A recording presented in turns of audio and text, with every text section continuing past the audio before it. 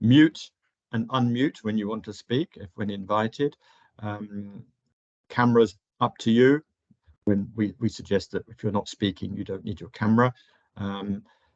Q&A, questions and answers, you can put them in the chat whenever you want, but we'll have a dedicated session on Q&A halfway through and at the end as well. So, but don't hesitate to use the chat conversation space to ask your questions directly to either a partner from DREAM or for the expert. We'll present shortly. All the slides and the presentations, the video recording will be shared with you after the event, so you'll be able to record the key points and share them with your colleagues if necessary. So, slide please. But what have we got in store for you? Over the next 2 hours, we're going to tell you a bit about DREAM, so you get an idea of the context. We're going to give you a short, let's say, insight into the fact sheet that we produced on the US market. And my colleague Lisa will give you a bit about the manufacturing sector. As you know, it's manufacturing digital is the twin axis of our interest in this project. Then we've got great pleasure to have with us in the US as we speak, Mark Spinoliev, who will be introduced in more detail, but he'll do the in-depth presentation of how to do business, what tips, what pitfalls, and some success stories. We'll have a formal Q&A, and then we'll also look at some other internationalization support mechanisms that can be available. We then, the DREAM team, will present ourselves, and once we've done that, we'll ask each of you online just to I'll just go down the list in no particular order, but all the participants apart from the DREAM team would be asked just say 2 words, where they're from and what do they hope to get from this session on the US. So it will help the speaker and the rest of us shape and emphasize particular points. It's not going to be a 10-minute speech, but just give us a quick feel for what you're looking for, and in this way we can, as I said, make it more relevant. So that round table will come up in about 5 minutes, so get your pitches ready. Okay, we move on please. So as I said, DREAM. Eurocluster is a program that's supported by DG GROW under what they call the Single Market Program. It used to be COSME, where with an SME focus. And this program remains very much focused on SMEs, and it's a support mechanism to the 14 industrial ecosystems that they've identified as being a priority, and I'll show them shortly. The method of delivering the ambitions of this program are through networking, innovation, training, outreach, etc. But today we're focusing very much on the Go International dimension. And yesterday we had sessions on Japan and sessions on Canada. If you're just discovering the fact that we had these other sessions, don't worry, you can access them also through the DREAM website. But the Eurocluster in our case is very much in support of Europe's recovery and supporting the digital transition trend. Next slide, please. Here you see the 14 industrial ecosystems. We're with the digital focus, obviously, and you can, using the link there, find more information through the cluster collaboration platform. Next, please. So who is in this DREAM consortium? And must admit, we feel quite inspired when we came up with that name, but it is a fully functioning acronym. So Lisa and myself are from GAC. We're based in the south of France on the science part, some of you may have heard of, Sophie Antipolis, and we're as an international innovation agency, consultancy, sorry, with offices in France, the headquarters in Paris region, but also presence in Germany and Romania, as well as in other international locations such as Brazil. The project coordinator is our neighbour, and Marielle, you're here with us today, and you're the coordinator. Work for the cluster, the SCS cluster, which is to do with secure communication systems, deep tech cluster, and also focusing on themes such as IoT, cybersecurity, and the microelectronics industry, which is very prevalent here. So you can see why digital mixed manufacturing makes sense. Also a pleasure if I go to staying close by MISAP, the Italian cluster focused, and with Alicia who's waving to you. Thank you, Alicia. Manufacturing cluster. So you can see we've got the manufacturing now working with the digital. Cluj IT, I think Andre are with us, yes. IT, digital, very much supporting the transformation of Romania's manufacturing sector.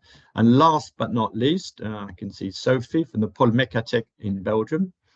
So you can see we've got a good cross-section with mechanical and digital clusters, 2 of each. And the aim is to facilitate the digital transition, the modernization, many different words can apply, but take your manufacturing advancement through the application of digital solutions, digital services. But those are the people who are supporting you today and in the long term. We're about halfway through our project. Next slide. I think I've covered this point, but if you look at the last line here, it's very much about supporting SMEs in their value chain development, their innovation development, their access to global partners, whether it's in the supply chain, whether it's in the innovation resources that you can find, or whether it's simply an SME, another SME who can be a partner for opening new markets in some of the internationalization targets. Now, the 3 countries we selected weren't selected simply by chance. They are very much a reflection of the priority countries of the cluster members of the 4 partner clusters in the project. So we had a short analysis of where the SMEs wanted to go, which markets, and the top 3 were Japan, Canada, and US. So US is the focus of today's session. Next. So the focus has been very much on looking at what digital solutions could be applied to the manufacturing sector, manufacturing actors, technologies, processes that could support the green transition, the manufacturing modernization, with clearly desired impacts to reduce consumption of natural resources or man-made resources such as energy, the raw materials, how to reduce waste. The second bundle of issues we are trying to address through the projects that we have funded are looking at the production technologies, improving their efficiency, improving the monitoring, the evaluation. I think you're all aware of programs such as like zero defect and monitoring the supply production processes through use of IoT and other digital technologies. And overall, trying to support the digital players diversify their markets. Some work in the automotive, we can move to the aerospace, some work in the health sector, maybe they can move to agri-food. So looking at supporting the cross-sectorial support with a digital transition objective. Next slide. So at the heart of the DREAM project is what we call cascade funding.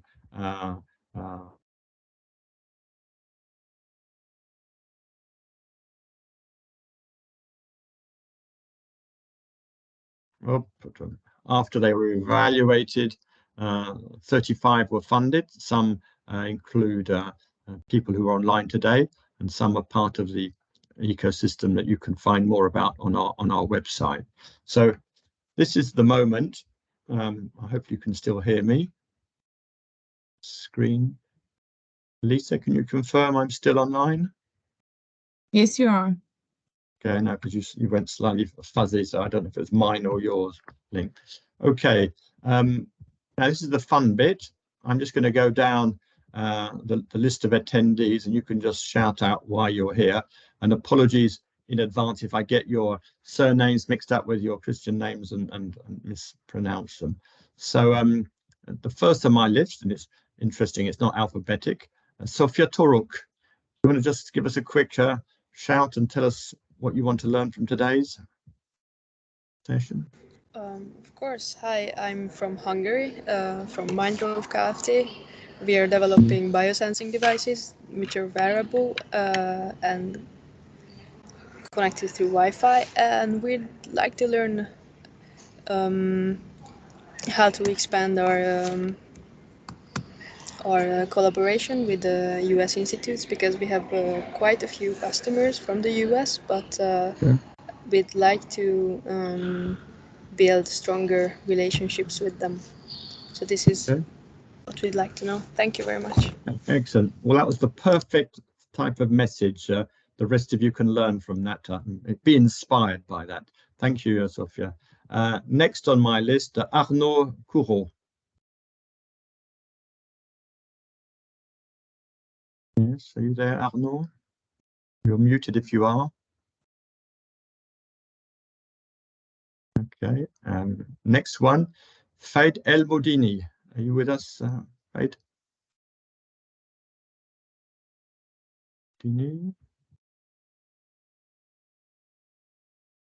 Interesting. Yes. Hello, do you hear me? We can now, yes, go ahead. Yes, I'm representing the FABCO project. So it's an AI technology that we combine for the construction sector. So we're gonna analyze some document related to the construction sector by the AI to have more statistics, and then we're gonna help the Jeff project to take the decision. Okay, thanks for the insights. Happy you're with us. Next one, it's Uro Dao. Maybe you recognize it. Hello. Hello. Our project is IntelliMove, so our objective is to develop autonomous mobile robot based on the AI with different sensors. And we are very interested in this meeting, including yesterday, because we based on funds and we plan to go to the market of Canada and the US. Good, excellent. Thanks for that insight. Thank you. Next on my list is Iratxix Perales. Sorry for the pronunciation. Hello, this is Irache Perales from Microfile Systems. And yeah, we have developed an automated microscope that works with computer vision and artificial intelligence. And it is used for the honey industry to optimize the quality control checks and also to try to decrease energy resources based on the feedback provided by this IoT device. And we are starting to analyze the option to go to other markets outside Europe, because we have received different expressions of interest from different markets. And yeah, one of them, of course, is US. So that's why we are interested. Well, I hope we'll get to help you learn something. Jade Gore, you're next on my list. Hi, hello, this is Ludo Kuipers from Cometo. I'm the colleague of Jade, so we are both in the meeting. Okay. And we are part of the DOWA project, the DOZI Watch, together with a partner from Hungary, Rediöko, and they are in the list as well. And we would like to learn more about export possibilities to other countries. We also attended yesterday's meeting on Canada and Japan. Excellent. So really curious. All right. Thanks, Ludo, thanks for being with us. Next, Ovidiu Pintia. Hello, everyone. Hi. I'm from Romania. I'm representing a software company which I own. It's Optima Software. I'm also a member of the board of directors of Cluj IT Cluster, which is a member of your project, of Dream Project. Yeah? Excellent. And I hope to internationalize my products, maybe even in the United States, because our latest project product is called DataSeer, and it aims to forecast the KPIs from some businesses, taking into account large number of influencing parameters. So hopefully I will be able to go to sell my products to the United States, although there are so many similar products. But the target of my product is the small to medium company, production company also. Thank you. Okay, thanks for your input. Simona Barletta. Simona Barletta, you're with us? Yes. Good. I'm Hello. Barletta Simone from Iris, which is an enterprise based in Italy. And we are an enterprise that is involved in research and innovation. Personally, I develop water treatments, and I'm here representing the DigiVac project that is funded under the DREAM project. So we are developing innovative water treatments, and for this reason, we are here to understand better the North American market. So thank you. Okay, excellent. Well, thank you all. One question was that wastewater treatment? Well, we have different kind of water treatments. We offer filtration modules, and we offer other small loops of water treatments that can be used in wastewaters. We are focused in industrial water treatment. So it's wastewater, yes, but we are also developing and realizing bigger and also smaller plants. So I would say both. Okay, thank you. I'll just go back. Is Arnaud Courreau with us now? Last chance, Arnaud. Okay. Have I forgotten anybody who's not on my screen? I've got maybe an Adrian Ballint. Are you with us? No? Okay. Well, thanks for that. That's very helpful. I think our expert speaker can see he has to speak Hungarian, Romanian, French, Spanish, Italian, lots of different languages. But fortunately, we're in the USA, so we'll stick to American Anglo-Saxon. But again, thanks for joining us. And as I said, if you've got any specific questions or you see things that on the slide that trigger something you're not sure about, put it in the chat, and then we can either respond online, share it with everyone, or answer together out loud. So moving on, Lisa, please. I think it's going to be your turn. Yes. So I will just give some brief information about the US. These are all informations that you can find on our internationalization to US fact sheet that we will send to you after the workshop. So the US is the fourth largest country in the world in terms of surface area, and the third largest country in terms of population. But it is also the world's largest national economy, with a GDP of $25.46 trillion in 2022.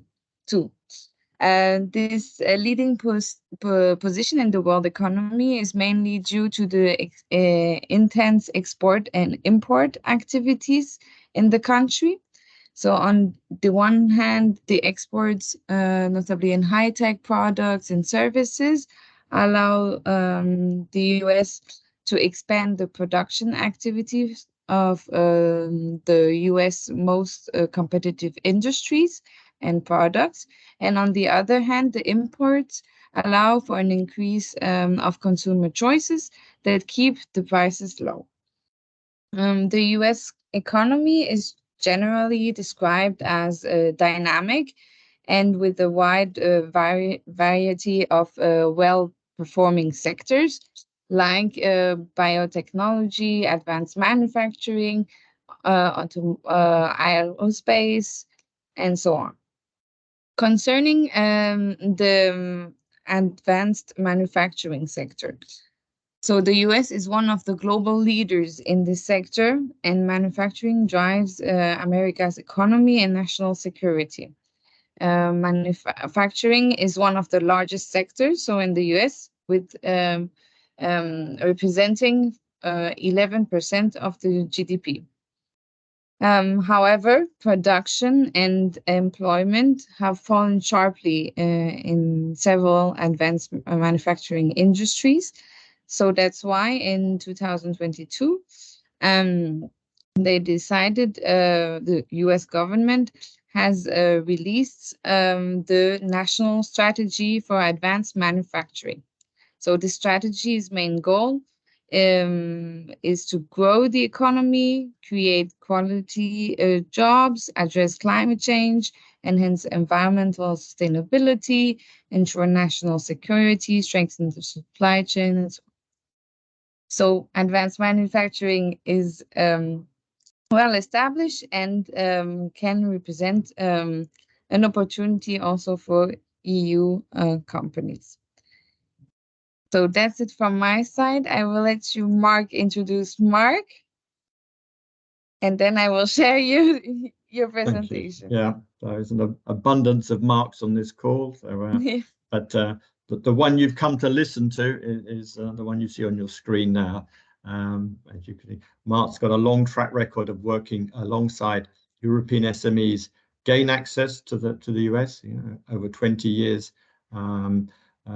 We've collaborated in the past on projects that brought clusters together, European clusters, networks, when you worked for a Portuguese company. So very good insights into how clusters can support SMEs, internationalize, good insights into managing market studies, personalized market studies for SMEs, looking to generate new sources of revenue, and real hands-on experience of working alongside SMEs. As I said, his combined knowledge of the US plus the European innovation ecosystem made him an obvious choice for us when we were looking for an expert.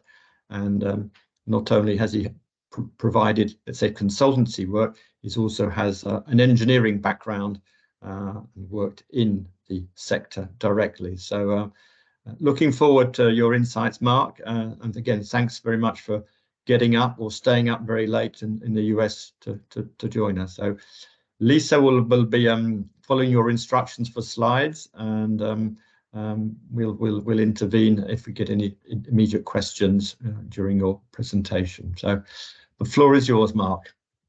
Great. Lisa, well, thank you for the introduction, Mark. Appreciate that. Lisa, can I control the slides on my side because I added one to the deck last night? Okay. Okay? You want to share your screen? Yeah, no problem. Yeah, okay. I'll share my screen. Great. So do you see my screen now? Very good. Yeah. Okay. And so please keep me honest on time as well. I appreciate it. I tend to go long. So yeah, you'll get a 5-minute warning, Mark, and then yeah. The chat. Okay. You may want to give me a 10-minute warning. But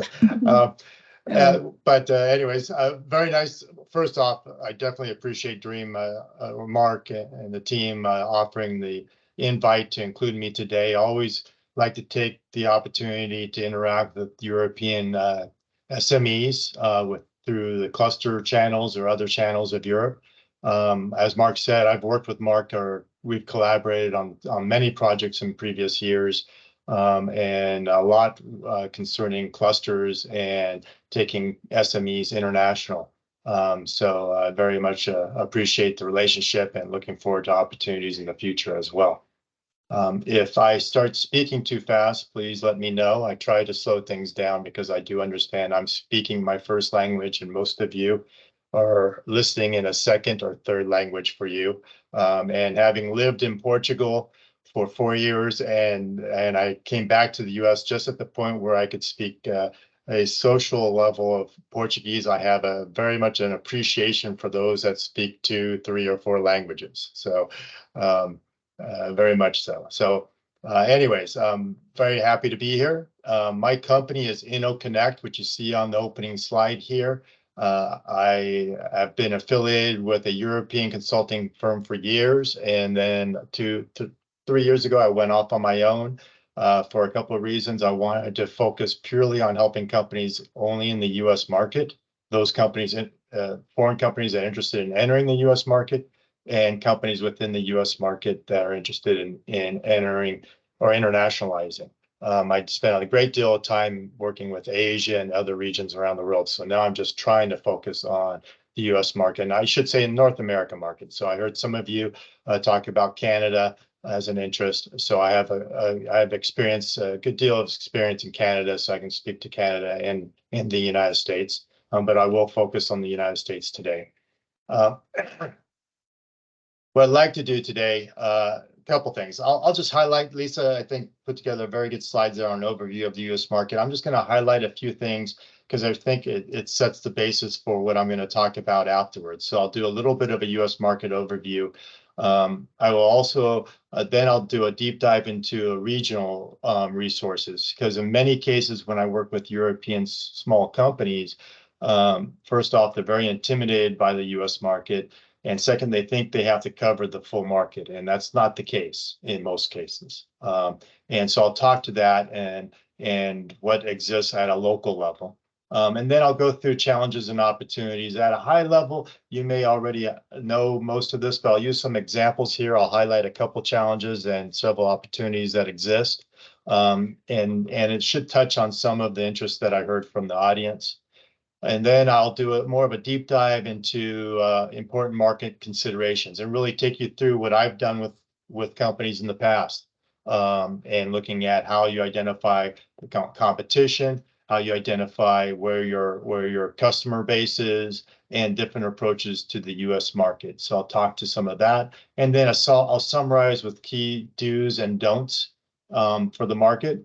And then I understand that I was asked to put together a success story, so I'll talk about one. And listening to the audience, I think the Mind example is a very good example. So I think if you stay tuned till the end, you'll be very interested in the success story, because that applies to several of you in the audience. So with that, I'll move on to the U.S. market overview. Lisa touched on several of these points. When I talk to European companies, they understand one thing in general: U.S. market is large. It's very most technology powerful country in the world. It has 340 million population. It obviously cannot be overlooked. And so a lot of companies want to have a presence in the U.S. market and just don't know how.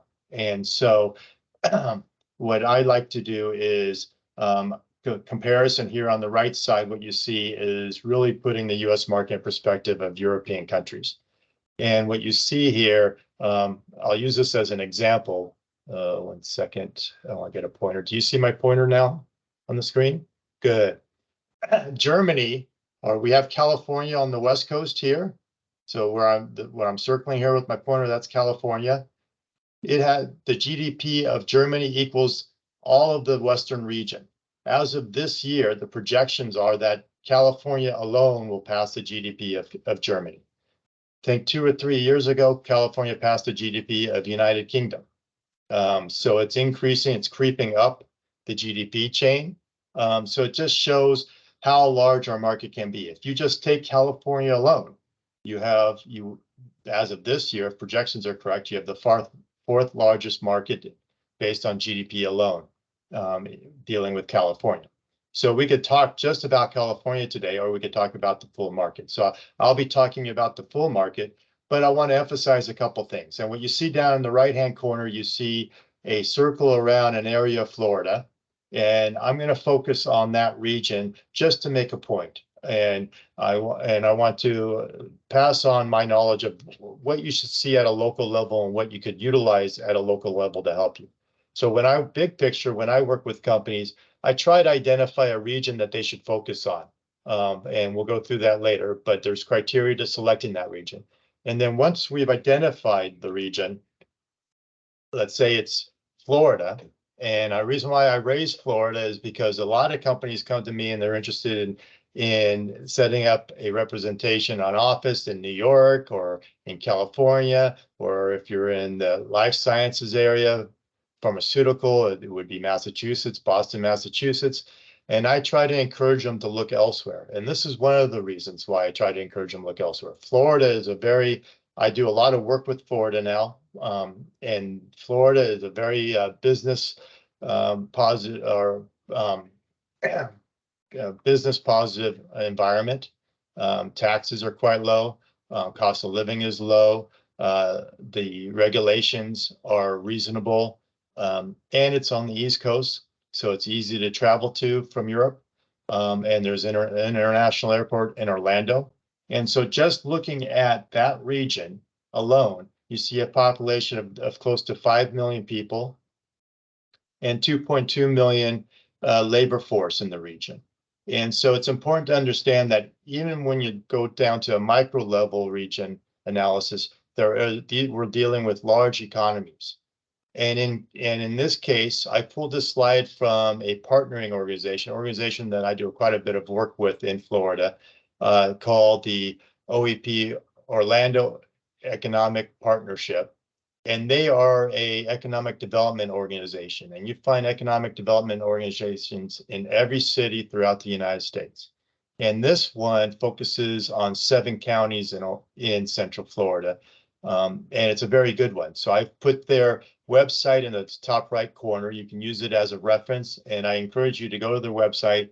A lot of information there on how they can help you set up a business in Florida or in Central Florida. A lot of information on the region and on the state. And what they also do, which I think is very interesting, is they have a web page where you can compare cost of living and business criteria between Orlando or Central Florida to other cities of the United States.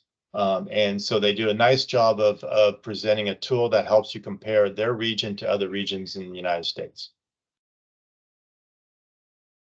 Now, another organization that I'm affiliated with within Central Florida is the Florida High Tech Corridor.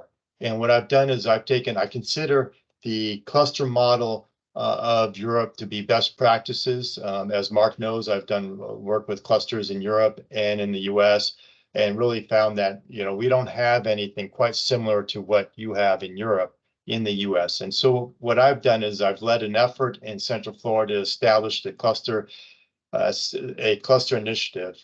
And the cluster initiative is being managed by a cluster management organization, which is the Florida High Tech Corridor. And the High Tech Corridor is associated with 3 universities: University of Central Florida, University of South Florida, and University of Florida, all within Central Florida. And just to put this in perspective, those 3 universities represent over 150,000 students. So there is a very strong skill set established in Central Florida. There's also a very strong innovation ecosystem in Central Florida. But yet Central Florida doesn't come on the radar of most companies that are interested in the United States. And so because of that, we have an initiative in place to really educate organizations, clusters, companies, other organizations outside the United States on the opportunities that exist in Central Florida. And one example of this, those of you that are interested in collaborating on research or innovation, the Florida High Tech Corridor is responsible for providing matching grant funding to companies that are based in Central Florida that work with the universities, primarily in Central Florida. And so what we do is we provide a matching grant for the university to do research and development on behalf of individual companies. And so that's a huge benefit for companies that are based in Central Florida. Another aspect that I think is very interesting here is that we have a program in the US called the SBIR. It's a small business administration program. It's small business innovation and research program, and it funds a great deal of the research and development that is conducted at a small business level. And because of that, we have established experts to assist companies in Central Florida in going after funds within that program. And we've been very successful. We've been so successful that SBA, the Small Business Administration, has asked us to represent them in Florida across the whole state and helping companies in the state apply for funding. And so we are the experts in the state in doing so. And of course, we provide those services free of charge to organizations in Florida, and we make a priority to assist those members of our clusters. And so I'd encourage you to go to the Florida High Tech Corridor website at the bottom here, and you'll get more information on the type of services that are provided there. So now I'm looking at the clusters. What we've done in Central Florida is that we've established 4 clusters. You see them to the right, and we're just in the process of establishing our 5th cluster, a semiconductors cluster. Because we've been so successful on the initiative to date, we've received that's one of the reasons why we've received over $50 million grant from the federal government to establish a semiconductors cluster, so a semiconductor hub in Central Florida. And so we're organizing companies, formally organizing companies within a cluster environment in the semiconductors industry.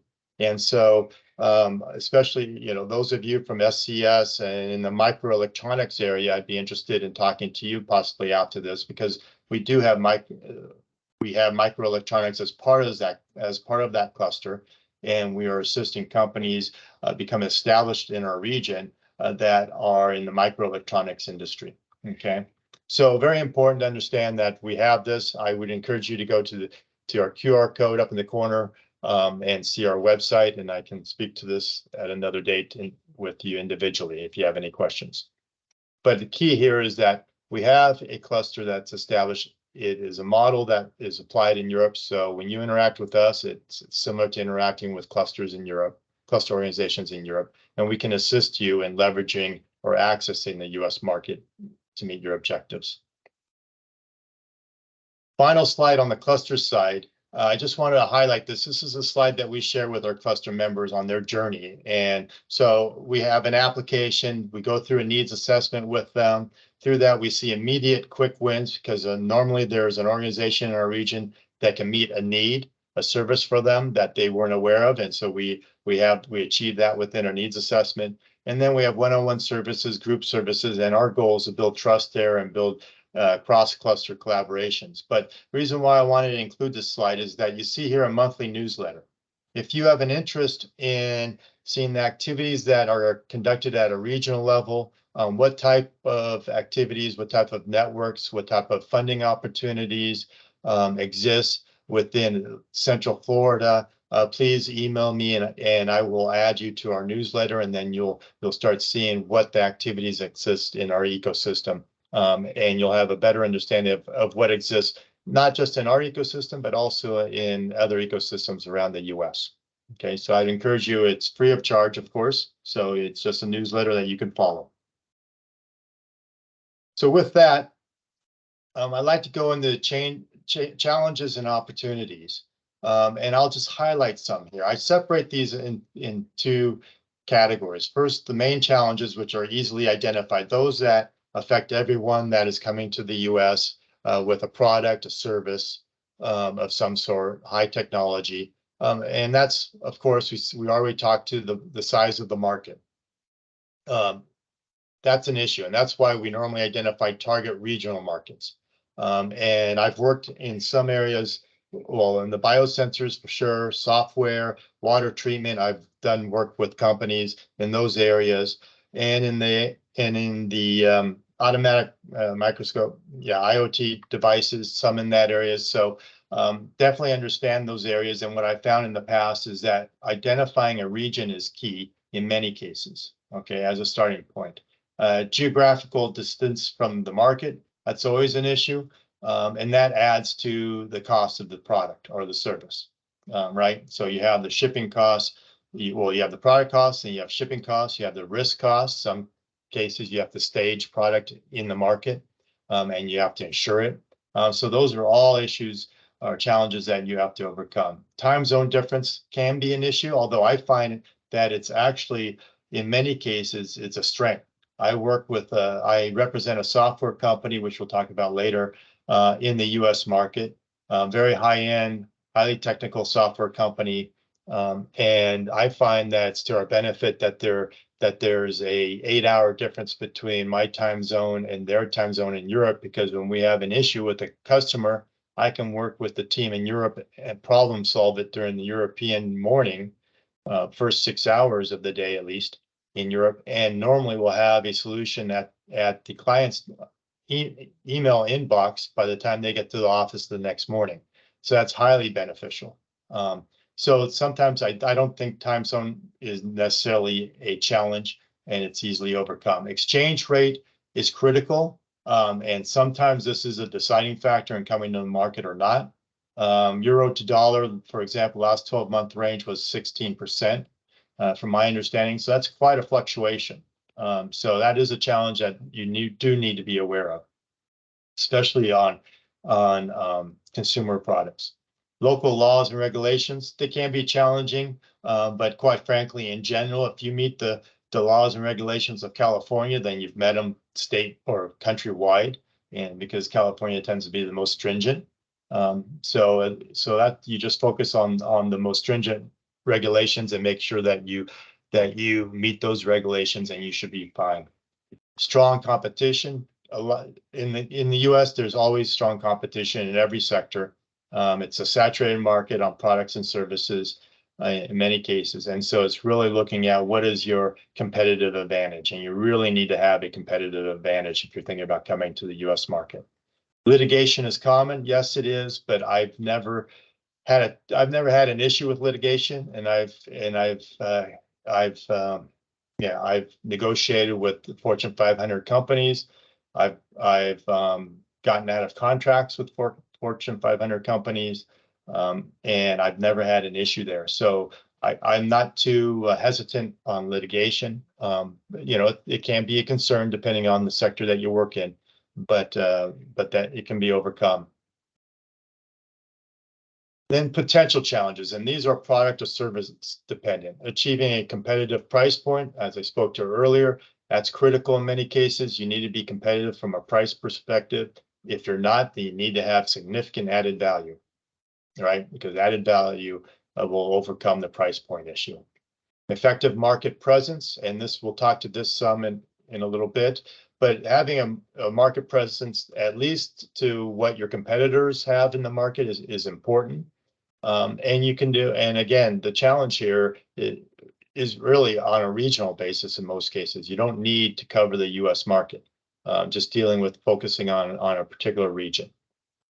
State requirements, non-tariff barriers vary by state. As I said, California in general, California tends to be most stringent. So if you focus on their non-tariff, on their label requirements, for example, then you meet most, if not all, states. Product liability law, for small companies,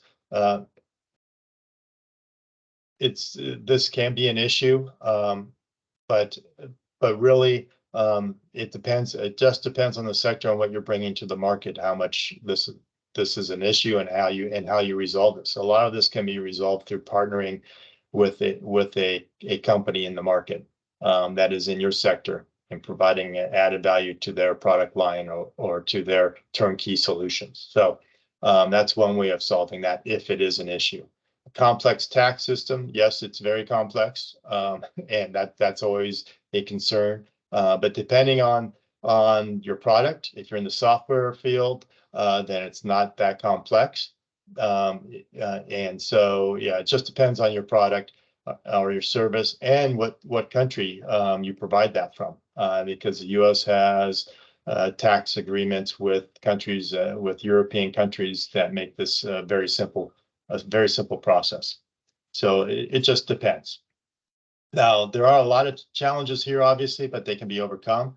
But the opportunities are much more significant, right? Large single market, which we talked about.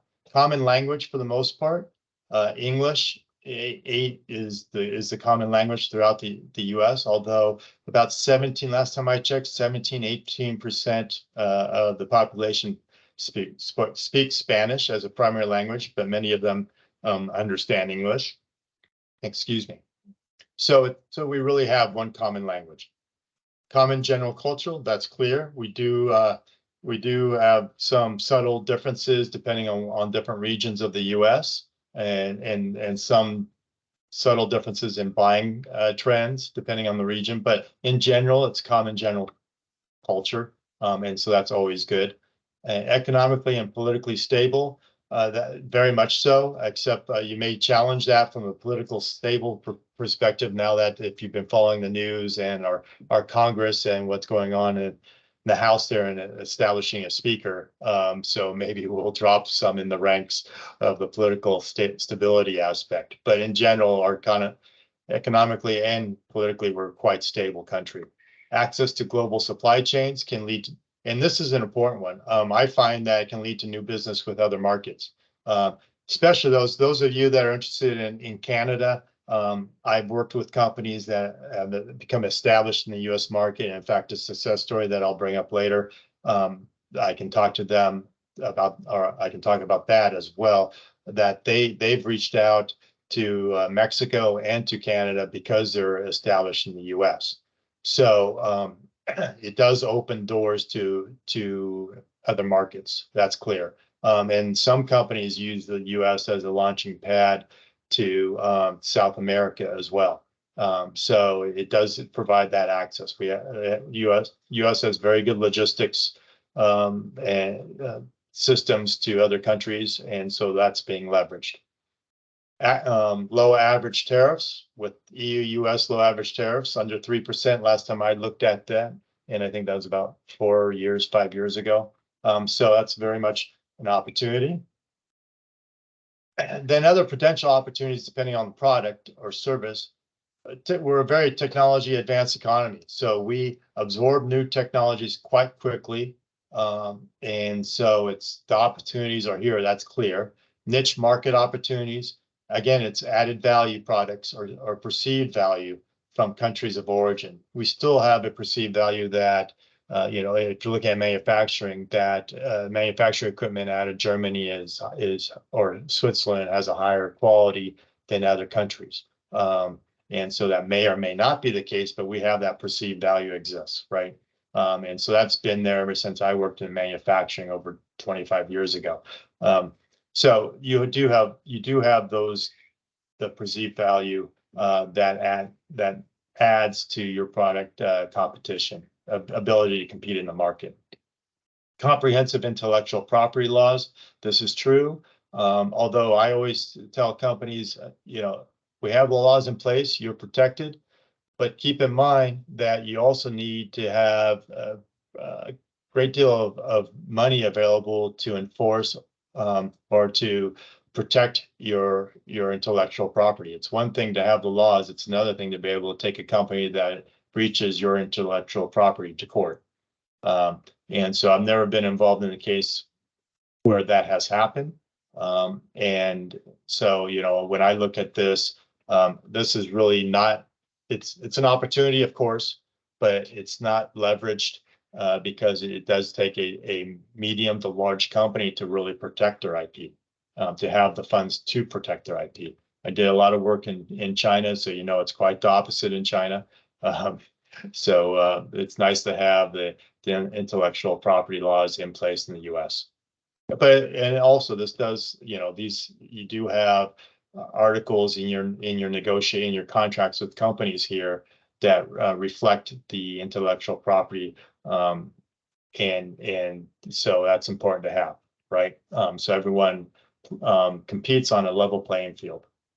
Product certification. This is an important one. It's an important one from a consumer product standpoint, especially. There's certifications that can be done outside the U.S. for the U.S. market, which are important.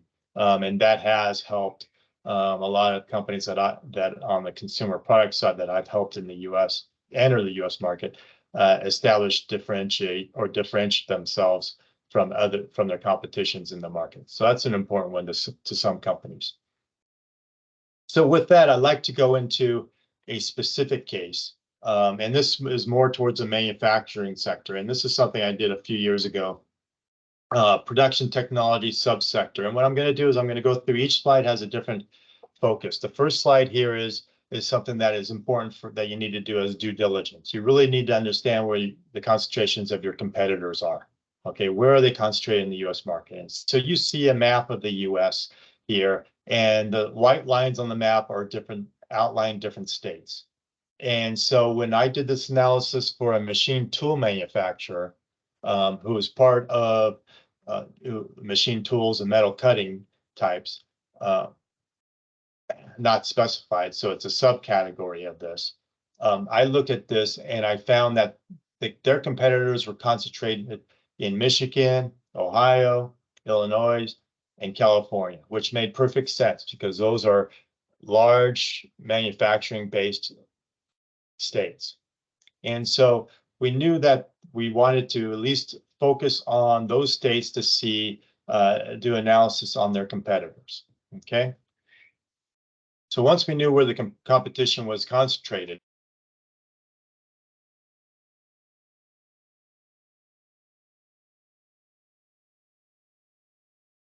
You just muted, Mark. You muted yourself. Yeah. Can you hear me now? Yeah. Okay. So once we know, if we go back a slide here. Oh, there we go. Okay. Once we know where the competition is based, where the concentrations of the competitions are, then we want to look at where the potential customers are. And for a machine tool manufacturer, the most relevant market segments were fabricated metal product manufacturers and machinery manufacturers. And when we look at their concentrations, what we find is that they're also concentrated in the same states. So that's no surprise, right? So you have your machine tool manufacturers suppliers in the states that their customers are located. Again, Michigan, Ohio, Illinois, California, but also Texas shows up here. And these 5 states represent 37% of the U.S. establishments that would be the target market for the European company interested in entering the U.S. market. Okay, and so from that we realized that, well, maybe Texas is an opportunity. But if we look at that further, we find that, and this is key, the approach to the market. So first we looked at where your competitors are concentrated, then we looked at where your potential customers are concentrated, and now we're looking at how your competitors have approached the market and relevant market channels. And this is really important. We found that manufacturers' local representatives were 55%. So 55% of the representation was through local representatives. 25% was through distributors. Okay, and these are different. Local representatives represent your product, your technology alone, and distributors may represent yours, your competitors, or a suite of technologies.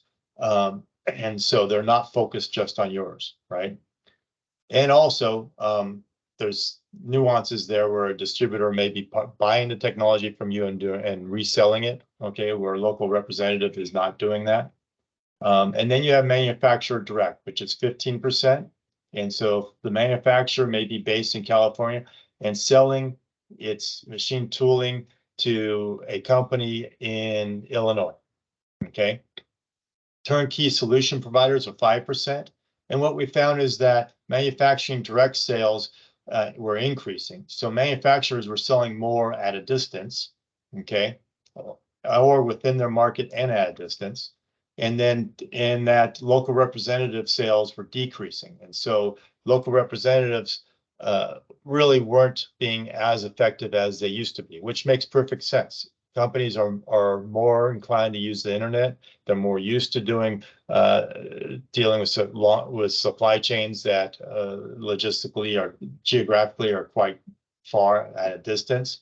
And shipping has become much more reliable within the country, although not getting to the country. We can talk about that.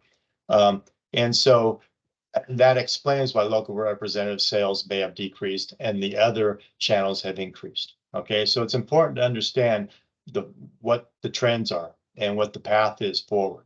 And once you understand that,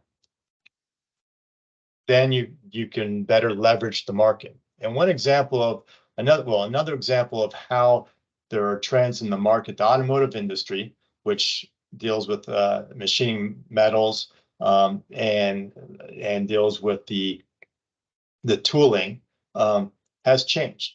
And so where it's been located primarily from the beginning of the automobile in the United States, early 1900, 1910 or 1904, Michigan, Indiana, Ohio are very strong, and California is strong. But now what we've seen is that we're seeing a trend to go to more southern states. And Toyota, Honda, Nissan, all these companies who are onshoring manufacturing in the US and primarily assembly in the US as well, are coming to the Southwest or Southeast. And the reason why they're doing that is because unions are not so prevalent in the Southeast. And so the tax benefits are stronger in the Southeast. So they've moved to the Southeast. So what we're seeing is a trend to the Southeast on the automotive industry side, which will attract the machine tooling industry as well to that region. So it's a new region. If you look at the concentration of competitors, how they exist today, they're up in the north, and in the future where their clients are, right, have been historically, and in the future, their clients are growing in the Southeast. Okay, so that influences our decision as well. If we look at the aerospace industry, you have a similar case. Although you have aerospace because of Boeing in Washington and because of the defense contracts in Southern California, Washington, California become part of the green states that the manufacturing is strong. But you see a trend of them moving to the red states, Southeast again. And so looking at a concentration of your competitors, where they're at, and where your potential customers are moving to or establishing themselves, we see an opportunity in the Southeast.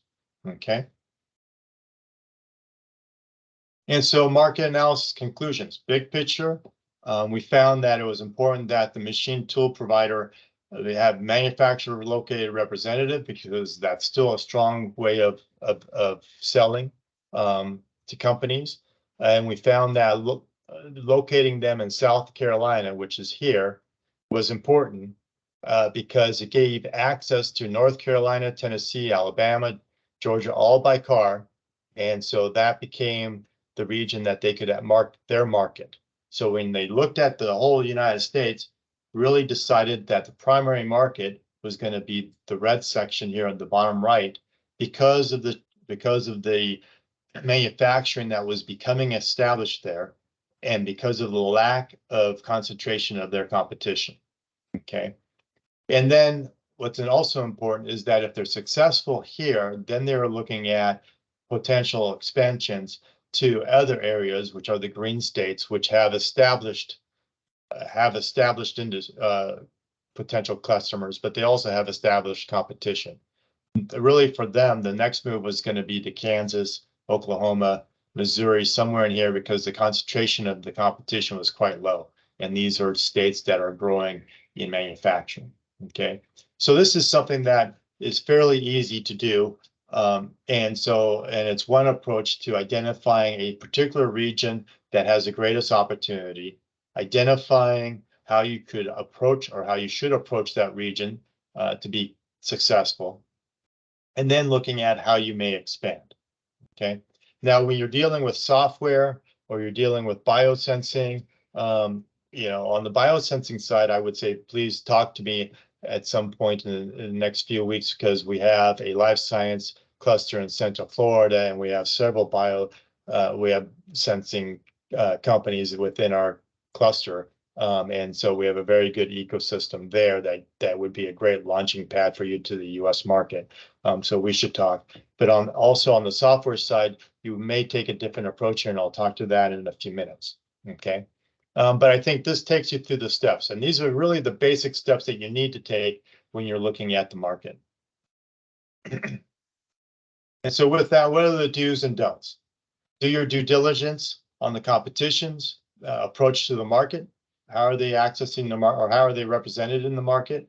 Their strengths and weaknesses. Of course, you want to know how you compare to them, how you can leverage their weaknesses to your advantage. Determine a minimum price. This is key again, as I spoke to earlier. What's the landed cost? And landed cost is the product costs, shipping costs, your risk costs, which is your insurance, and possibly staging product or staging your technologies in the US, and some other costs as well. The duties costs is a significant one. And so really know what your landed costs and determine if you can be competitive. And one way of determining that is attending trade shows. Trade shows are extremely important, and I'll attend a trade show for a client as a first step to really analyze their competition in the market, how they present themselves, and their price, how they price their technology or their product or services in the market. And so it's really an initial step that will tell you if you can be competitive in the market. Then identify and prioritize key regions of the market, which we just talked about. Market landscape. What does it look like? Where should you focus your efforts? And I always say, take a low risk approach. And the low risk approach in many cases is establishing a strategic partnership in the market, which quite honestly is very easy. US culture is that if a company sees an opportunity, sees that you bring an added value to their product line, to their turnkey solution, they're going to collaborate with you. And establishing those collaborations, those contracts are pretty straightforward and easy to negotiate. So that's a very good opportunity. Another low risk approach is to establish a presence with cluster support, and that's what I do. I have my team does in Central Florida. Is we help companies become established there. We assist them in networking and also attracting funding to grow their companies there. In fact, we're working with Plug and Play, which is a famous incubator and accelerator out of Silicon Valley. They're established a presence in Central Florida. They're actually within our semiconductor cluster now, and they bring with them a significant seed and Series A and B funding through their services and through their contacts. So there are those opportunities to become established in the United States and then grow. Okay. The don'ts, what not to do. Don't focus on traditional landing locations, New York, California, and to the credit of many agencies, European agencies that help, country agencies that help their country companies enter the US market, they're starting, when I talk to them, they're starting to not bring them to New York or California or Boston. Even though the agency may have a satellite office in those locations, they're starting to encourage their companies to come to other regions of the US, which is important because you have better business environments in other regions of the US, definitely. Okay. And yet you still have the ability to leverage the full market or parts of the market. Developing a market strategy that addresses the entire market, don't do that.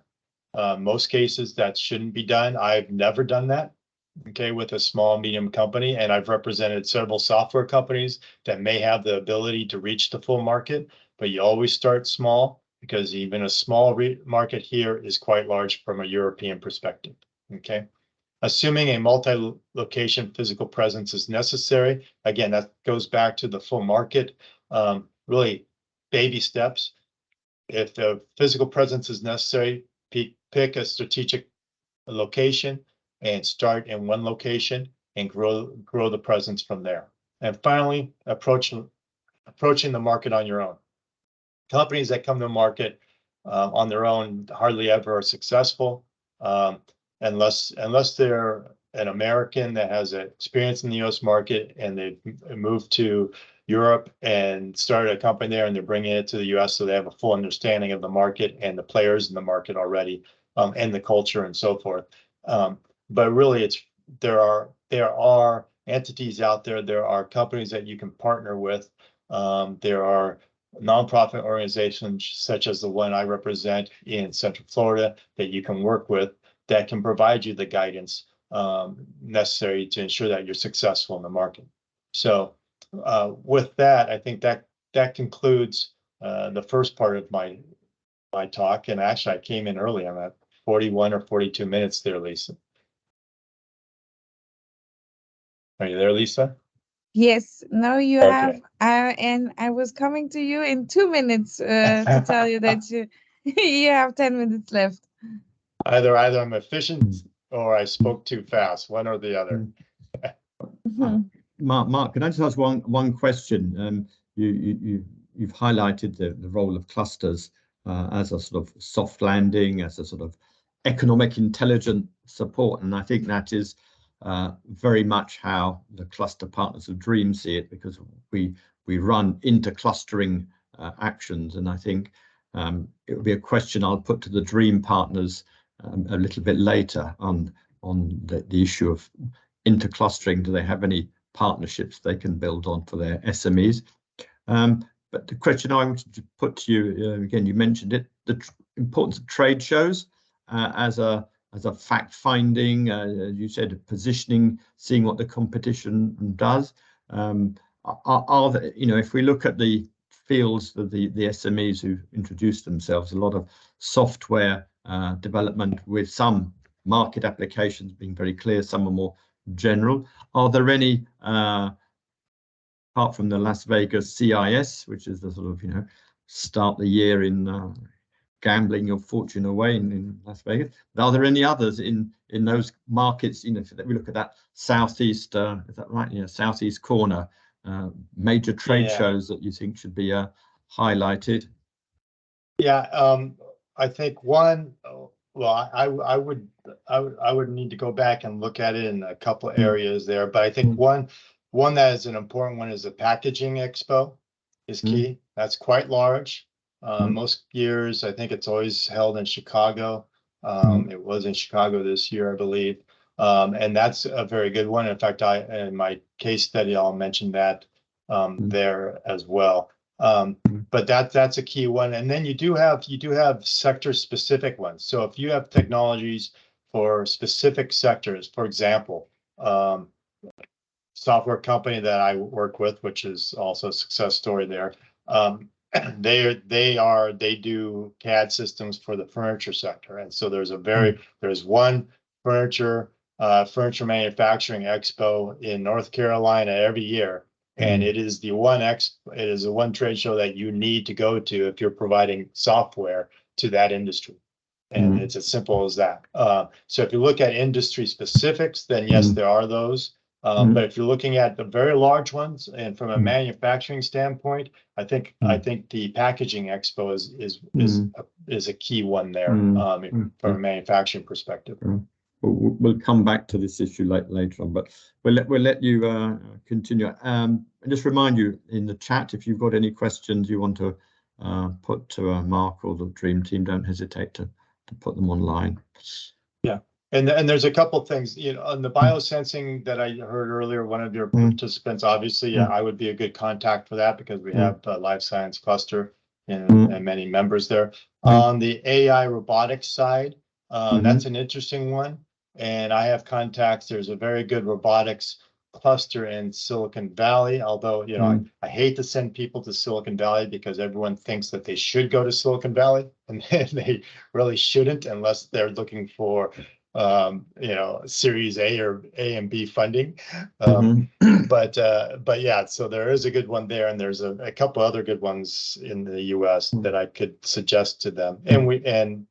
But depending on what they're working in, where we're at, it might be helpful as well. And then the water treatment one, that's interesting because I worked with the company on the water treatment side, and for example, there the tax was an issue, the duty in it coming into the country. And so what we had to do is we had to really break up the solution into pieces and assemble it in the U.S. to really take advantage of a lower tax rate on them. Okay, and there we're focusing on bringing a skid system. Okay, so it's fully enclosed wastewater or water treatment system for industry to the market, and they're focusing more on public utilities at the time. But yeah, so that's an example of bringing a solution to the U.S., but really the solution as a whole wasn't favorable, as really you wanted to break it up and assemble it in the U.S. And that's something that someone like me can assist you in really analyzing what are the impacts of duties and so forth. Well, I'm sure Simona Barletta will appreciate the insight, and we'll share emails and contacts so it will allow people. So anyway, we'll let you carry on and finish your presentation. Otherwise, Lisa will start shouting at me that I'm keeping you off track. Okay, so I'll move to the success story then, if that's good. Yes, please. Okay, and so I have one slide on this. I probably should have added another one to give more of the detail of the company, but Mind, I put their website down in the left corner there. I had started working with Mind back in 2007, 2008. And what they are a company that provides several solutions to the market and manufacturing. And they started with a 3D CAD system for shoe design, okay, which is a very complicated software. And so they entered with 3D CAD, and they developed that software to 2D CAD system, and then to operating a CAM solution that actually sends the parts as 2D CAD designs to the machine, and automatic cutting solutions that cut out the parts. Okay, and so they follow the full workflow from 3D design to 2D to machine operation within their software systems. And so what I did at the beginning is I got them into a few large companies in the Northwest in Oregon, okay, which actually I am now based in Oregon, but when I was based in California, in Los Angeles, I got them into companies, Columbia, Under Armour, and Brooks, which you see there on the right-hand side. And the question mark is because I'm not allowed to put the logo of the largest sports footwear company in the world because of contractual constraints. Aren't they a competitor of Brooks? They're a competitor of all three of them, and they're a huge competitor of Adidas. So you can figure out, I guess. You can figure out who they are. But anyways, so we were able to bring them into those companies, and they used the design software. They used the 3D CAD software because that was their niche for the U.S. market. They were really the only ones that had, they were one of a handful of companies that had 3D CAD software for footwear, and they were clearly the best. Okay. So by bringing them into those large companies on the design side, that opened the doors to their affiliates or their manufacturers outside the US, okay?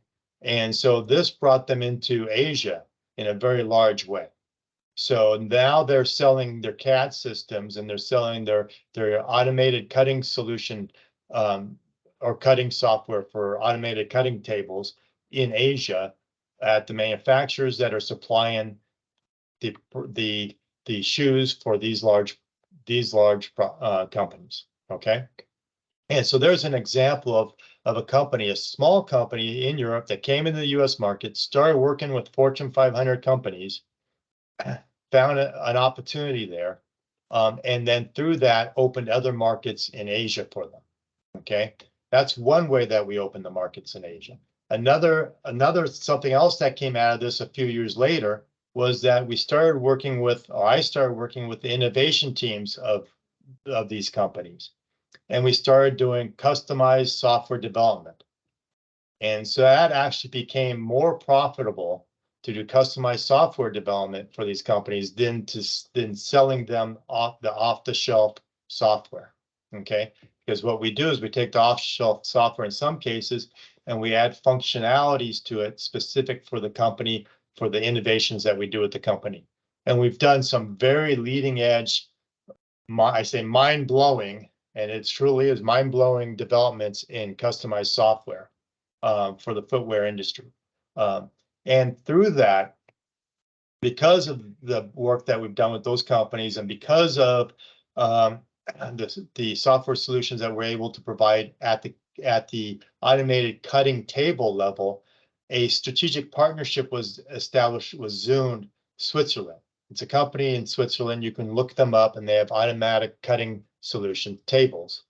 And they have their own software, but they're not a software company. So what we brought to the table is more advanced software that they now use throughout the world. And they use it in particular for cutting leather and for nesting parts on leather and then cutting the parts out of the leather so that you get a high efficiency of using the leather. So in other words, you minimize your wasted leather. Okay. An example of that is we're in Bentley in England with several large machines and a very intricate software package there because they buy nothing but the highest quality leather, and they want to ensure they use as much of that leather as possible. So they have our most advanced system. Okay. And so through this partnership with Zune, which is in Switzerland, but they also have a US presence. They have Zune America, which I manage the partnership there. And through Zune America, we've brought in our ability to go into the furniture sector, okay, to go into the automotive sector, because if you think about it, cutting a part for a piece of furniture is the same as cutting a part for a seat in a car, or cutting a part for a seat in an airplane. So we've gone into the aeronautical, the automotive, the furniture, and also the apparel sector in the US. And this has been huge. Okay, so here's an example of a company that came out of Portugal, Lisbon, Portugal, established a presence in the US through me. I became the representative in the US because I saw an opportunity here. Got them into large companies in the US. That expanded into customized software for those companies, which we're still doing. That expanded into a relationship with Zune America, which opened doors to other segments, industry segments in the US, and other product lines for Mind. In addition to that, what we've done recently, last year, I just closed a negotiation with ODI, Ontario Dye International. They're based in Canada, by the way. And so what they do is they do cutting of materials with dies. Okay, so it's like a cookie cutter, right? It presses down and cuts out a piece of material. That's different than an automatic cutting machine that takes a knife and runs it along a path and cuts a part out. Okay, two different processes. Between these two processes, you cover all cutting processes of materials in across all industries. So what we've done is we've established a partnership with ODI, who's in Canada, and that came through our activities in the US. Okay, so here again, bringing Mind to the US, open the doors, Zune America, open the door to ODI, Ontario Dye International in Canada. And by the way, ODI's largest customers are in Mexico. So now we are selling software to customers in Mexico as well. And we're selling software companies in Canada as well. Okay, so we cover all of North America through these two strategic partnerships. So here, this is over the span of what, 2008, so about 16 years, 15 years of evolution due to establishing a presence in the United States. Okay, yeah, so that's a good example of a company, a success story. I have others, but that's a nice one to focus on. Any questions on that? I mean, from my perspective, I know that the Portuguese economy has been one that's managed to maintain the footwear industry and the textile industry, whereas there's been a lot of sort of offshoring, and you know, being based in Portugal, you'll know better than I do, but the sort of the cluster sector support as well meant that there was you know, good support, and I guess that's why they reached out to you on in that process. But no, I think it's a good example of a small company taking on with their technology a much bigger market. Okay. Yeah. And this is an example in the software where, I was based in Los Angeles, but our largest clients were in Oregon. We had clients in Washington, have clients in the East Coast, as you see here in the red. Those are where high concentrations are, and in the green is where we have lower concentrations of clients. But really, it's not having a market presence throughout the U.S. It's having a single individual in the U.S. And that still opens up doors. I got a call just the other day from a company asking me if I was still affiliated with mine because they wanted to work through an American on an opportunity that they want to bring to mind. So it's nice to have that bridge. Well, that's the other point I was going to make in terms of the Japanese and the Canadian sessions we had. They're very much focused on the different roles that a local representation can provide, finding the right person, the right organization, clearly, but the difference between your distribution, you're in a catalog and they just say, well, you want to buy that? Yeah, and having somebody who's dedicated to your business development, your strategic partnership building relationship. And you can see when you finish talking, we go to the Q&A, Mark, there's a couple of questions in the chat that some interesting discussions await you. So that will be as a follow-up. I put your email there, but it was already circulated, but just for ease for the participants. Okay. Great. Lisa, how are we doing? We're okay, so we can roll on. Any more slides, Mark? You want? No, I think that's my final slide. So here's just my contacts. Yeah. So no, it's time for Q&A. Yeah. So does anyone else? And we've seen the two questions. One from the biosensing and one from the can't remember which company that was, but that was you, Ludo, I think, on the software. So. Let's follow up. Are there any other questions? People want to raise their hand or ask them directly?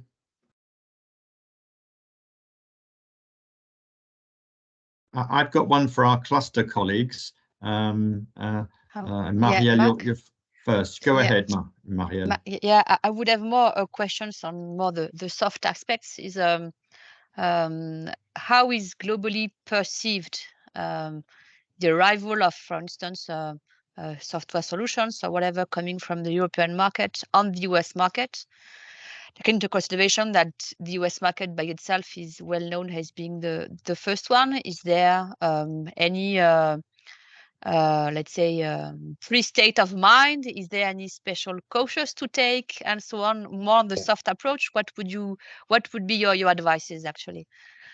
Yeah, I think Americans are very practical. And in general, if we see an opportunity, we don't care where that opportunity comes from. And you see that with Silicon Valley. You see a lot of startups being brought to Silicon Valley by government agencies to go through an initial 3-month process for seed funding, right? If they can attract seed funding. And so that's really the mentality that we have in the US is that I think what's key is that you have an added value or you have something that distinguishes you against your competition, right? Either you're filling a gap that exists that no one else is filling, or you have a significant improvement on what exists. And if you do, and in the software side, pricing isn't so much an issue. If a company sees a software that they feel they need, then pricing is much less of an issue than in other sectors, right? So I don't look at pricing as an issue on the software side. I look at it really: are you filling a gap that exists, or are you improving on software that is out there? But if you're improving on software that's out there, then you have to be willing to make the effort to educate the market on the differences, right? And so that takes some effort. Okay, I see. And my next question is about more the certification issue in Europe. As you know, There are many, like in any continent, but there are many certification issues in the IT domain, the GDPR, the Cyber Resilience Act, which is going to be implemented soon, the CE marking for hardware, and so on and so forth. Would it be a strong barrier to enter markets in the US regarding the certifications on any given industrial sector? Or is it something which can be easily overcome? Yeah, that's a very good question, because there's a lot of variables to that, right? If you're dealing with software that deals with sensitive information or deals with software that's in the cloud, and so you're transferring, you're not on a standalone location, then you're dealing with, you have to go through certifications in that realm, and so. Yeah, it very much differs. I deal with my clients. I deal with off-the-shelf software that is localized, and there is no concerns around that. What we do, yeah. So basically, there's no concerns around that. But yeah, it can be complicated. I guess my short answer is it can be complicated. It just depends on the software, and that would take some research, but you of course you deal with software that touches on, someone had KPI software. Well, if the KPI software touches on the financial aspects of a company, well, then you're dealing with a whole different certification aspect because you're accessing financial records of so and so forth, right? So I'm sure there's much higher level of stringency there because of that, right?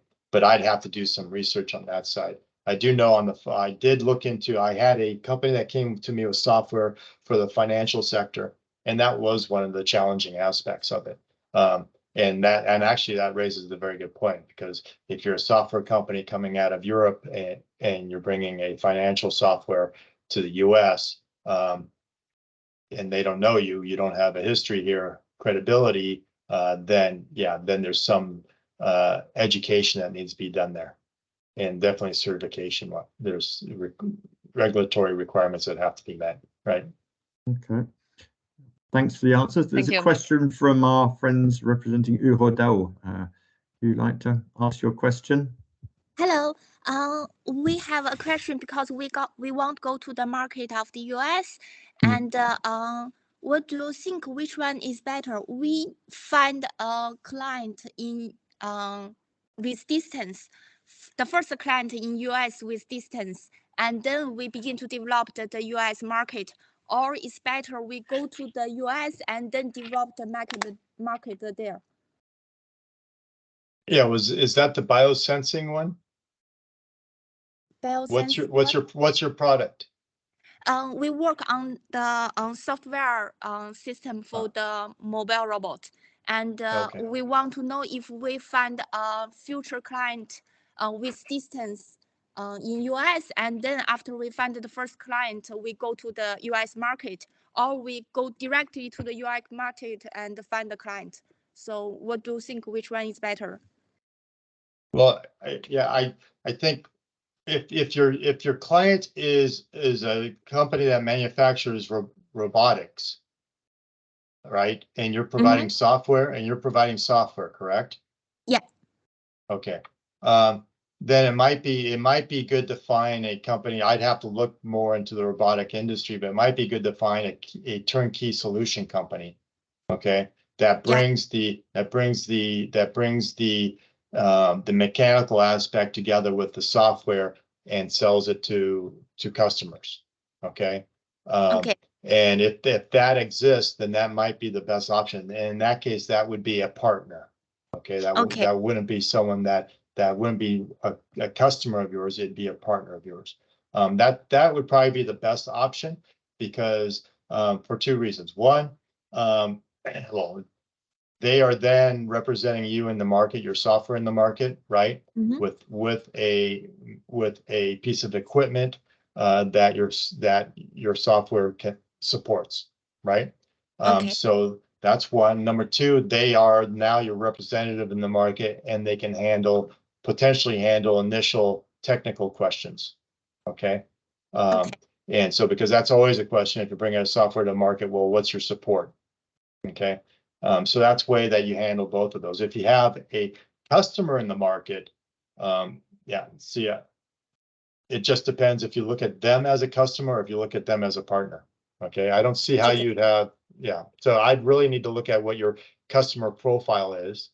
Okay, and that, so if you have a customer profile, then I could tell you with little effort, I could tell you, okay, what would be the best approach, initial approach. Okay, but I think probably a turnkey solution where you're working with a company that provides robotics to a market and your software matches well with the robotics that they provide to the market, right? Okay. Thank you very much. And Thanks also, for the question. Follow up on that. Our cluster initiative, our team in Central Florida has experience with robotics. So if you want to send me an email, we can respond and let you know if we have anyone in the region that might match your customer or might match what you're looking for from a partner. Okay. Okay, great. I will send you an email. Thank you. Thanks for the question. Any other questions from the SMEs that are online? If not, just a quick question to our cluster, our Dream cluster colleagues. Do any of you have any established inter-clustering relationships with US clusters? I know there's been many missions, and I know you, Mark, have organized cluster Go International matchmaking missions in the same way as I have. We've attended events in Washington, etc. So we know there's been a lot of US EU discussions. Barack Obama came over to the Hanover Messe with a whole series of economic development agencies / clusters. So we know this happens, but do any of our clusters, from Cluj or Italy, Belgium, France, have any established cluster relationships you could share with us? Sophie or Alice, do you have anything? No, sorry, I don't have any experience with other clusters in the US. Some experience with Enrich, your network. But I would appreciate to have a testimony about this relationship. Okay, Alicia, would you? Not yet.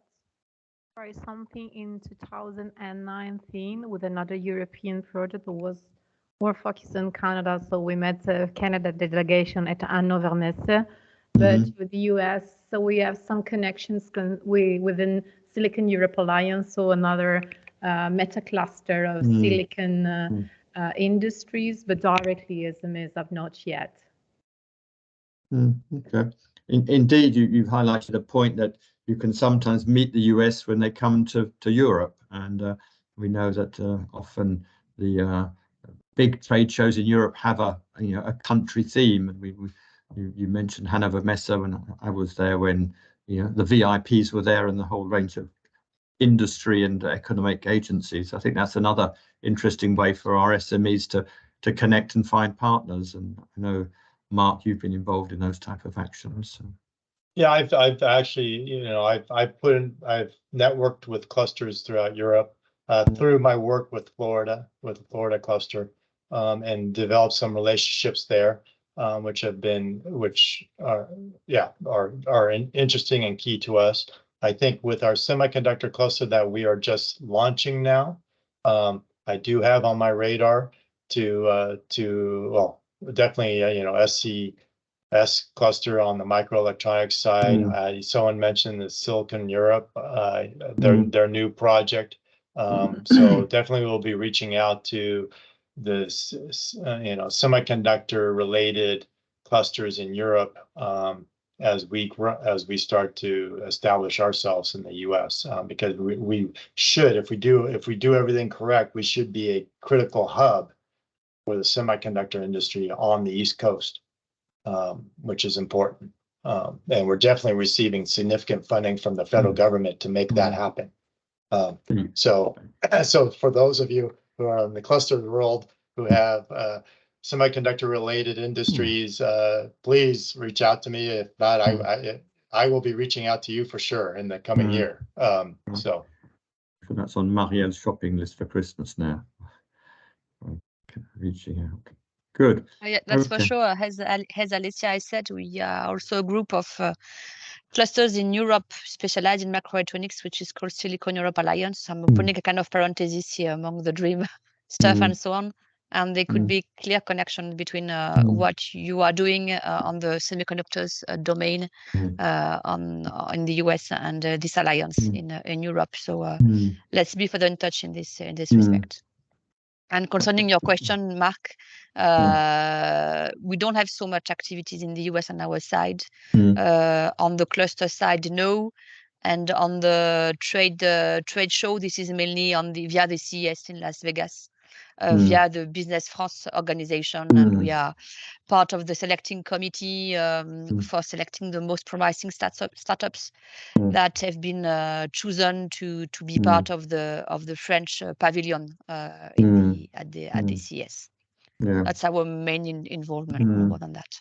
No, indeed, there are these shows that attract the certain categories of the size of enterprises. And for those who were online yesterday, I mentioned that Europe is now going to be supporting sort of the EIT delegations of Europe's high value, high performing, growing companies. So I think that's another way in which the clusters and also companies can be, let's say, showcased. But lots of interesting information there, Mark, and I think very much appreciate your sort of offer to pursue the discussions offline. I mean, that's part of what DREAM, I think, Lisa, we can move on to some of the next slides. Part of what the DREAM package is about is connecting our SMEs to ecosystems through the networks that the partners have, through the GAC or the clusters.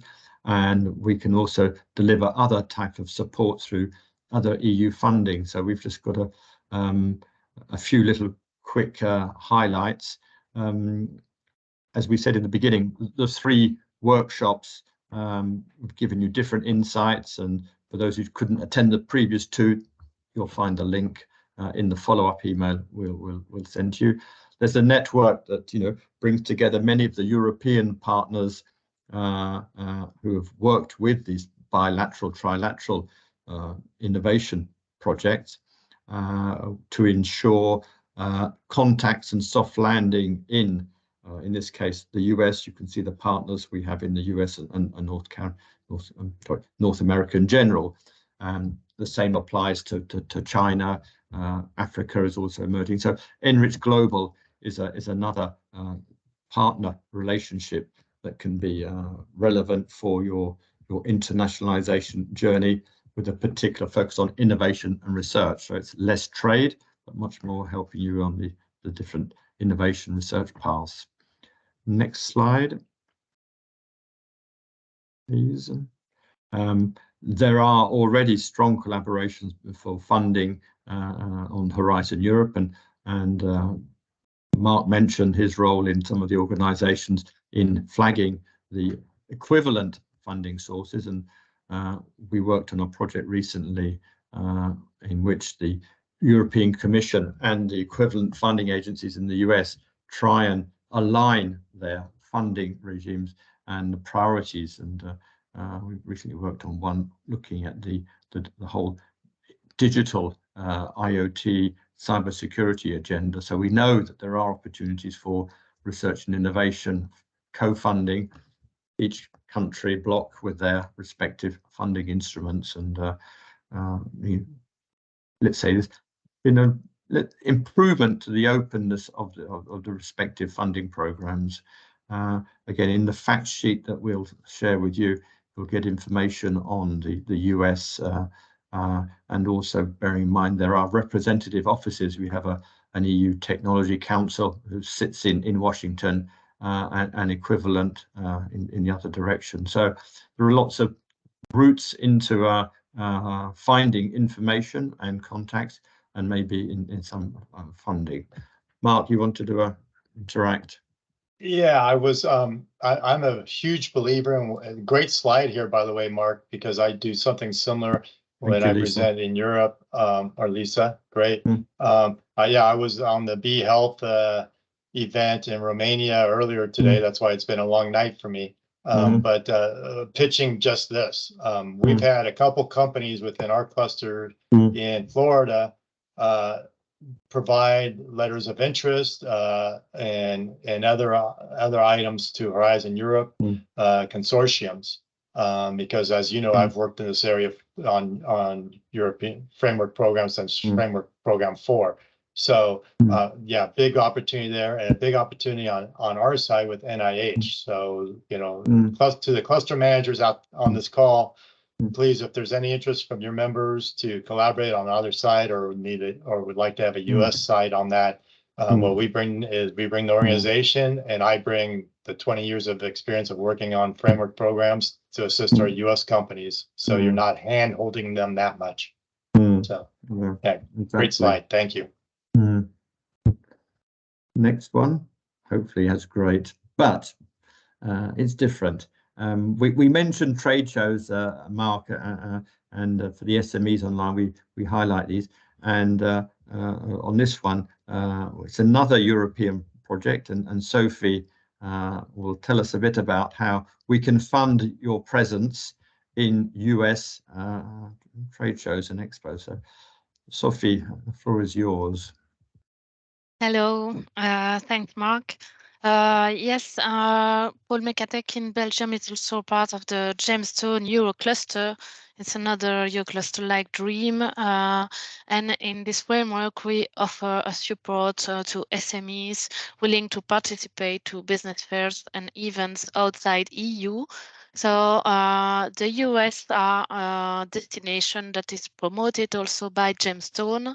And you can, as an SME, apply to get a voucher of 1,500 euros as a lump sum for your trip to the US to meet some potential partners, to visit some interesting sites or place of your potential partners, but also visiting a trade fair and meeting people in the US for a business trip or Congress, for example, as well. So this is a great opportunity to fund your prospection, of course, and but also to organize a kind of survey or watch about the market, to collect some information before installation or before going further with some potential partners. You will find in the slides the documentation to read, to prepare your application, so you can suggest an event of your choice, personalized one, or an event organized by an official organism like a Chamber of Commerce or any other event organizer. You have to demonstrate a clear link with green manufacturing. It could be a fair in the food sector or in the aeronautic sector, for instance, but you have to demonstrate that it's in the purpose of green manufacturing, so collecting information or prospection with relation with the green transition. So it's quite easy. I will show you the different paths towards green manufacturing afterwards. And you have also to mention the date of the event and some information of the event, of course. Yes, maybe the previous one, if you don't have any idea of event, maybe I can also add the events mentioned by our expert today. We have a dynamic portfolio of suggestions, so maybe you can have a look at it. Of course, it is not mandatory, but these are only suggestions if you want some ideas. You can move on, Lisa, thank you.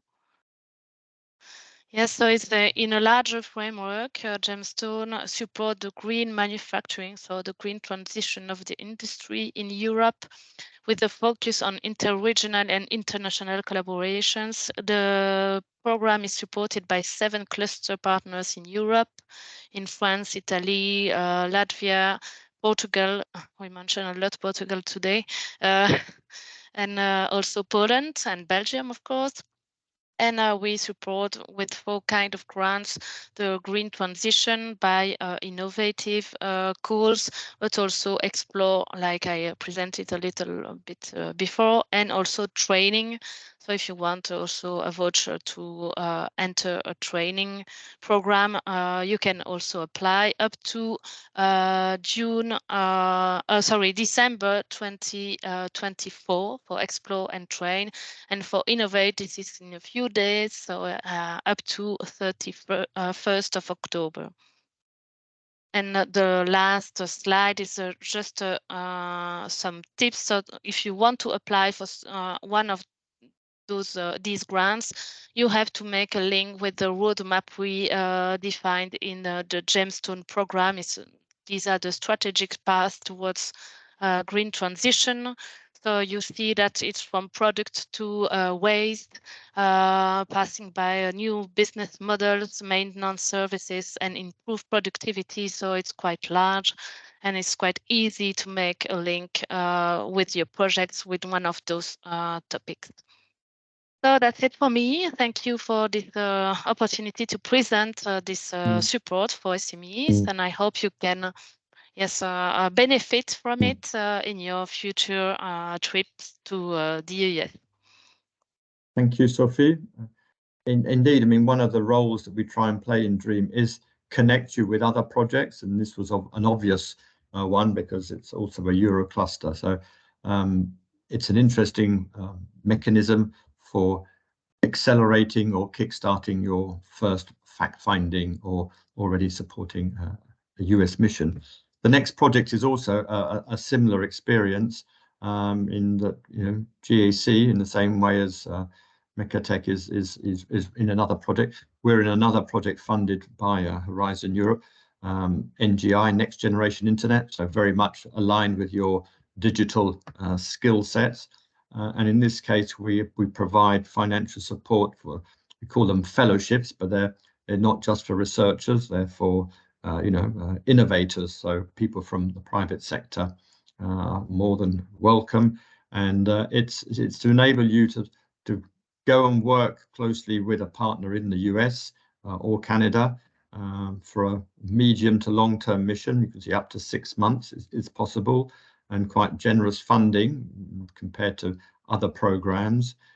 So we cover travel costs and a per diem, enabling you to live when you're there. And so the call, we had one call and closed last year, and were very successful. And I think the next call is coming up. Lisa, if you share the next slide. Next slide. Sorry, the next call is summer 24. So you've got time to prepare because that will make sure you can determine which of the paths would be most relevant for you. And it could work also from your perspective, Mark, you know, reaching out to a European partner and saying, look, why don't you come and join us, because we've got the NGI funding and you can come and sit with us and develop something. So it is, you know, works both ways. The European partner gets the funding. We've got, you know, quite an open program in terms of thematics, and it's a website you can connect and get some further insights into what type of projects, fellowships we've previously provided. And there's an online support if you've got any questions related to it. But it's an interesting approach that is coupled to your, let's say, developing a more in-depth and trusted relationship. And this gives you a way to sit in each other's offices for a prolonged period, 3 to 6 months. You can create, develop innovation, develop your product, services, develop market studies. Some of the questions you put into the chat would be a way of, developing these ideas. I don't know if a cluster could be a host, but a partner from a cluster could certainly be a host if you want to go down that route. So next call, you can gather information, but it'll be, the next deadline is some 6 months away. Next slide, please, Lisa. Our favorite website, the European Cluster Collaboration Platform. We've all been there, and all the clusters that are partners of DREAM have their profiles there. The DREAM project is also highlighted in the Eurocluster. But interesting for you is to know that there are regular matchmaking missions. The last two, one went to South Africa and one went to Singapore. Again, trips are co-funded, so keep an eye open on the matchmaking. There's not often a lot of competition, so it's normally relative. You've got a good case and you're not some strange organisation. The Commission will often fund you and will support you, and it's not only is a good way to go and meet either clusters or other partners. They often target a major trade show. So we've hosted in the past incoming missions, and we're associated to major trade shows. I mentioned the Hanover Messe. So we went to Washington. I remember there's a big fair. I can't remember the name of the fair, but we took a cluster matchmaking mission as well. So not only do you do good networking with your future US partners, but you can get access to trade shows and you can stay longer if you want to. So worth keeping your eyes open. And if you see, through the clusters, you can push them to suggest the US. We recently had a request from someone you know very well, Mark, Christophe Guichard, who said, he's still around. I've interacted with Christophe a few times over the last couple of years, trying to pitch some trade shows in the US. So yes. So Christophe Guichard works for DG Grow, and he's in charge of this internationalisation matchmaking, and he's looking for feedback. He's looking for ideas, and so I know the French clusters have been asked to input into that. So there's no reason why DREAM couldn't push forward some ideas for events and activities. So check that out. Next slide is gives me 6 minutes to wrap up. So this is the sort of ID card of DREAM, the partners, the 5 partners you see there, the ones obviously the 4 clusters and ourselves, the social media connections. You will have the presentations and the fact sheet and links provided to you in a follow-up. But are there any other questions anybody would like to ask, follow up to what we've been discussing? We've got 2-3 minutes. Mosquitoes flying around me. It's still hot and humid here. But anyway, any questions?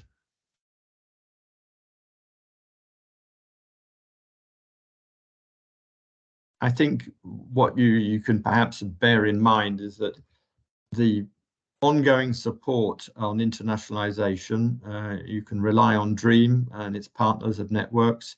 The experts we chose are all willing to follow up and look for opportunities with you, and those bilateral exchanges can take place. And then within the DREAM consortium, we will also be looking at what other international services you might need. So this is just the beginning of the journey, and particularly for those who are one of the 35 funded projects. We can certainly look at how your project needs can evolve with an international dimension or not. So my colleagues aren't going to add anything more, and I think I saw that from their faces. Remains me to say a big thank you to Mark for taking his caffeine and staying awake for us. Very interesting update for me as well on what's happening in the States and the cluster. Intercluster provides the framework for many of us to work, and I think the SMEs can benefit from that because they have their links to the Cluj IT cluster and vice versa, and the semiconductor opportunity. So big thank you, Mark, for taking your time to share your insights into the US. And I would retain 2 messages: is that take the time to do some market studies, do some analysis, and then find a good partner to help you navigate the first steps, and that can lead into industrial partners, innovation partners. But I think you've got to find that right knowledge before you throw yourself into the market, and you can use experts such as Connect, the cluster organizations, your own internationalization offices. We mentioned them. They have outposts in their embassies in the States, but use that network of resources to help develop your project. So thank you all as well for participating and staying online. We appreciate your questions as well, and look forward to hear from you in the near future. So go and have some rest, Mark, and the rest of us, I think, we'll speak soon. Thank you very much. Thank you for the opportunity, Mark. Nice to meet everyone. Pleasure. Thank you. Thank Bye-bye. you. Thank you very much. Thank you, Mark, and thank you, Lisa and Mark. Bye-bye. Bye-bye. Thank you. Thank Bye-bye. you. Bye.